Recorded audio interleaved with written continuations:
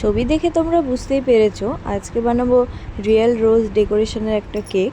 তো কেকটা ছিল নতুন ফ্লেভার, কফি ভ্যানিলা ফ্লেভারে। তো আমি প্রথমে একটা কফি ভ্যানিলা স্পঞ্জ নিয়েছি। কফি দিয়ে ভ্যানিলা স্পঞ্জটা বানিয়েছি যাতে টেস্টটা ভেতর থেকেও পাওয়া যায়। তো 1/2 পাউন্ডের কেক ছিল। আমি কেকটা দুটো লেয়ারে ভাগ করে নিচ্ছি। তারপর ভাগ করে নেওয়ার পর আমি কফি দিয়ে কেকটা সোক করব।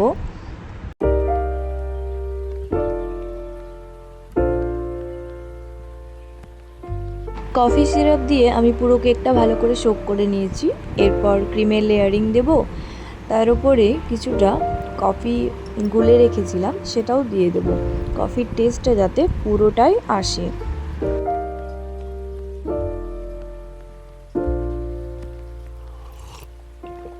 If you found the one, you should never give her up. I think it's the way life changes when in love, yeah. Coffee লাভারদের জন্য কেকটা কিন্তু একদম বেস্ট। যারা খুবই কফি খেতে পছন্দ করে, একটু ডার্ক ফ্লেভার, তাদের জন্য এই কেকটা একদম বেস্ট হবে। We should have some more fun. I still dream about the days when we were young. I'll take a hit and still finish in one, yeah, yeah. Oh, oh, oh, oh.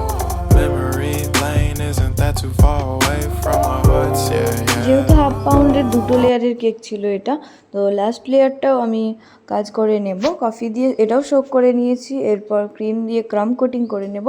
তারপর কিছুটা সময় ফ্রিজে রেখে final coating করে নেব। তো কেকটা ছিল একটা অ্যানিভার্সারি কেক আর কাস্টমাইজি কেক ছিল।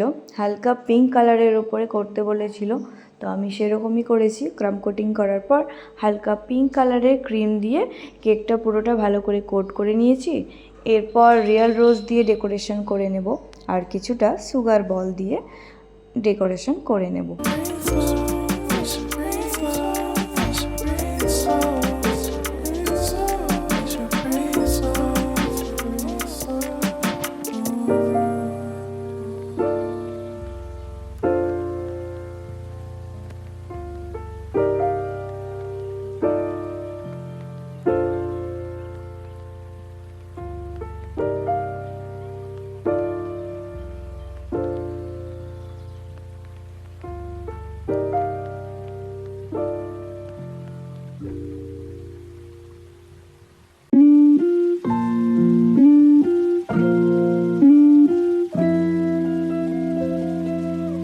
পিঙ্ক কালারের ক্রিম দিয়ে আমার পুরো কেকটা কোট করা হয়ে গেছে।